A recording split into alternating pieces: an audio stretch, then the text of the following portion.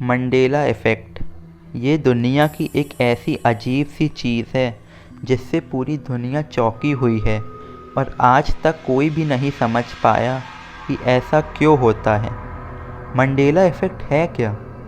ऐसी कोई घटना जो आपको याद है और आप पूरी तरह से श्योर हो कि हाँ ये हुआ था, पर जब आप उस घटना के बारे में किसी से कहते हो तो सारे लोग ये कहते हैं कि ये क्या है, ये तो कभी हुआ ही नहीं, ऐसी भी कोई चीज़ हुई थी या ये घटना कभी घटी ही नहीं। ज़रा मेरी बात को ध्यान से सोचो और समझो, अगर ये आपके साथ हुआ तो आपको कैसा लगेगा।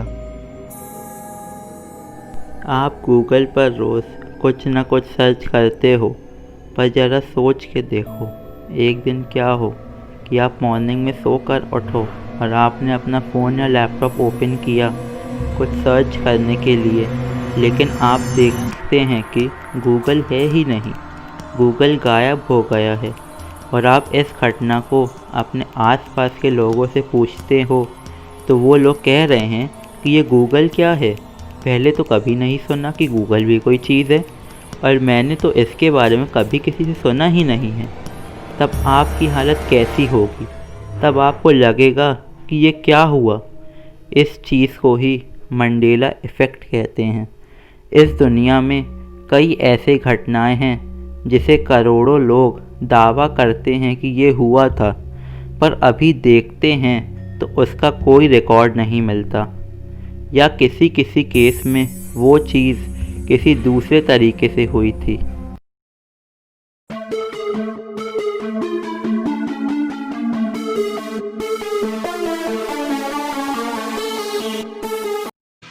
सबसे पहली घटना है दक्षिण अफ्रीका के राष्ट्रपति नेल्सन मंडेला की मौत। अगर आप अभी गूगल में सर्च करोगे कि व्हेन नेल्सन मंडेला डाइड, तो जो डेट आपको दिखेगी उस पर शायद ही आपको विश्वास हो।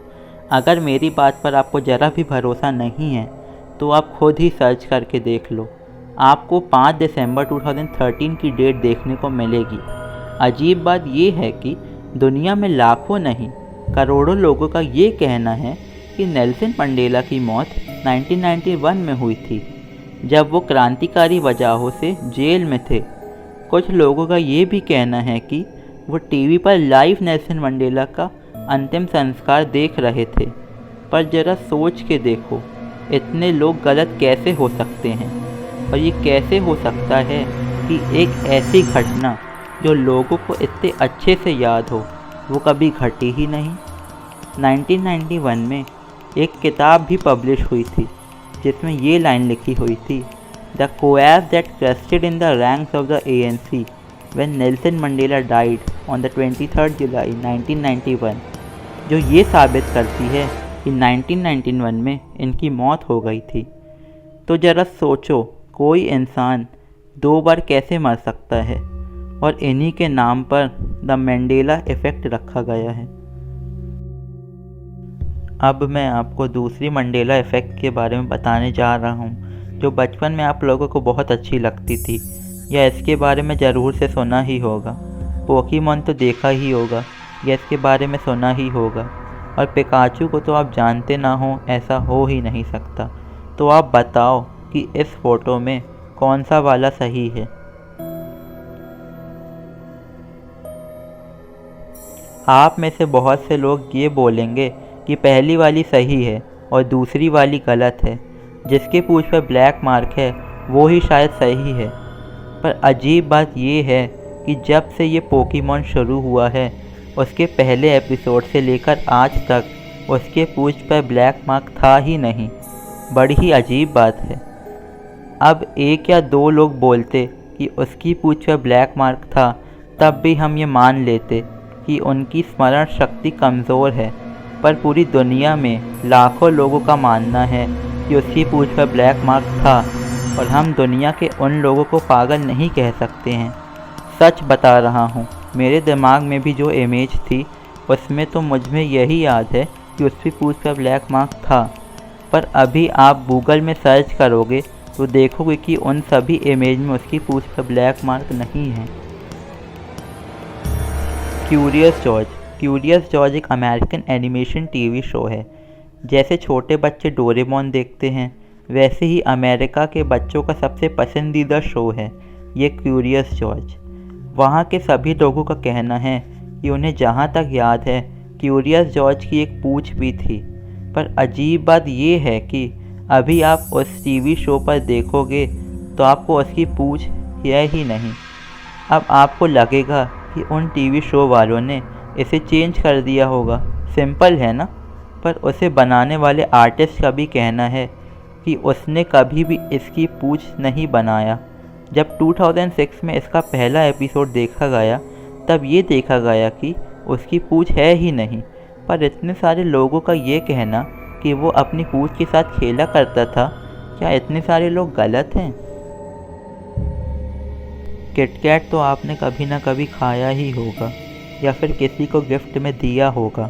तो इस इमेज में बताइए कि कौन सी वाली किटकैट सही लिखा है। आप लोगों को भी नहीं समझ में आ रहा होगा कि डैश वाला सही है या बिना डैश वाला। इस मामले में बहुत से लोग डैश वाले को सही मानते हैं तो बहुत से लोग बिना डैश वाले को सही मानते हैं। पर किटकैट के मामले में डैश हुआ ही नहीं करता था, तो लाखों लोगों को कैसे याद है कि किटकैट के बीच में डैश होता था और ये डैश वाला ही सही है। हाँ, हम मान सकते हैं कि एक आदमी गलत है, लेकिन लाखों लोगों को कैसे मान लें कि वो गलत है या फिर वो पागल है। जेफ पीनट बटर अमेरिका का एक बहुत ही फेमस पीनट बटर ब्रांड है जिसका नाम है जेफ। पर वहाँ के लोगों का यह कहना है कि उन्हें जहाँ तक याद है एक जेफी पीनट बटर भी हुआ करता था, पर वो अचानक से गायब हो गया। याद है मैंने आपको इस वीडियो की शुरुआत में गूगल का एग्जाम्पल दिया था कि सुबह आप उठो और देखो कि गूगल है ही नहीं। ये बिल्कुल वैसा ही है। लोग सोचने लगे कि ये जिफ़ी जिफ कब से बन गया और जिफ़ी कहाँ गया। अभी की जिफ ब्रांड हमेशा से जिफ ही थी और आप इसकी हिस्ट्री इंटरनेट पर पढ़ सकते हो। ये हमेशा से जिफ ही थी, पर लोगों को जिफ़ी कहाँ से याद है। आप लोग मैगी को जानते ही होंगे, अरे वो ही जो 2 मिनट में बन जाती है। ज़रा मेरी बात को सोचो कि एक दिन आप सुबह उठे और आप हर जगह ये देख रहे हैं कि मैगी मैग बन गई। आपको ये लगेगा कि ये मैगी था, ये मैग कहाँ से हो गया। अरे ये क्या हो गया, अरे ये क्या था। कोका कोला के बारे में तो सब जानते हैं, लेकिन इसमें छिपी अजीब बात शायद ही किसी को पता हो। इस इमेज में बस आपको ये बताना है कि कौन सा वाला लोगो सही है, कोका कोला के बीच में छोटी लाइन वाला, कोका कोला के बीच में सीधी लाइन वाला, या कोका कोला के बीच में टेढ़ी लाइन वाला। मैंने जब इसको देखा तो मैंने ये ही कहा कि तीसरा वाला ही सही है। मैं बचपन से यही देखता चला आ रहा हूँ, पर बात ये निकल कर आती है कि कोका कोला के बीच में कभी टेढ़ी लाइन थी ही नहीं। शुरू से लेकर आज तक के लोगों में सीधी और छोटी लाइन ही थी, मतलब पहला वाला सही है। इस दुनिया में बहुत से ऐसे लोग हैं जो पहले वाली को सही मानते हैं, तो बहुत से ऐसे भी लोग हैं जो दूसरे वाले को सही मानते हैं और तीसरे वाले को भी लोग सही मानते हैं जहाँ तक उन्हें याद है। पर सबसे ज़्यादा वोट टेढ़ी वाली को ही मिला है, इसको ही सबसे ज़्यादा लोग मानते हैं। पर गजब बात तो यह है कि अगर आप कोका कोला की हिस्ट्री को चेक करें तो आपको एक भी ऐसा लोगो नहीं देखने को मिलेगा जिसमें टेढ़ी लाइन हो।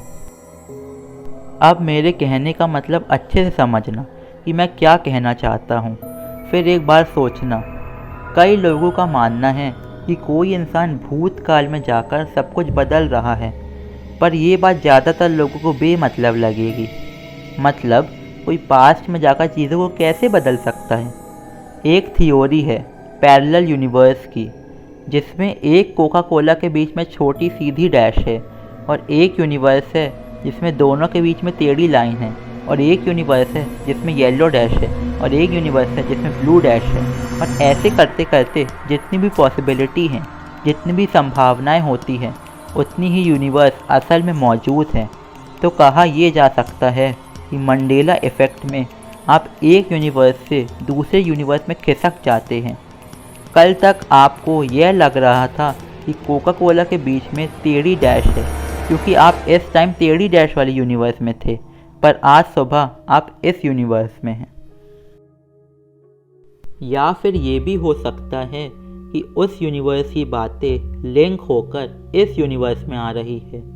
आपके दिमाग में कभी कभी आपको यह लगता है कि ये घटना मेरे साथ हो चुकी है, पर समझाने की कोशिश करने के लिए ये टाइम ट्रैवल और पैरेलल यूनिवर्स वाली बात को बताई गई है। असल में ये कैसे होता है, इसका उत्तर किसी के पास नहीं है।